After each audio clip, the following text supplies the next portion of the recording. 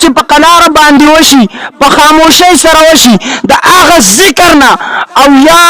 چند بهتر دی چې په اوچت اواز سره وکړی شي. اوس واورئ رسول الله مبارک حدیث کې فرمایي وایي یو هلک یو دوه کسان دي لمونځ کوي یو سړي 2 رکعته نفل وکړو یو سړي 2 رکعته نفل وکړو بل هم 2 رکعته نفل وکړو خو دې یو واده کړی او دې بل واده نه دی کړی کوم چې واده کړی د دا نفل د دې نه واده کړي نه او یا چند بهتر دي دا ورته وایي بابا جی زما مرګري واده کړی ما واده نه دی کړی زما نه هغه په عمل کې مخکې دی هغه هم 2 رکعته نفل کوي د ماښام منځ نه بعد زم 2 رکعته نفل کوم خو هغه یا حسابېږي زما هغه دعا مهرباني کر کے کچھ کرو میرے لیے شادی کرو کہ میں اس سے بے مقابل ہو جاؤں. بات سمجھ میں آئی؟ توجہ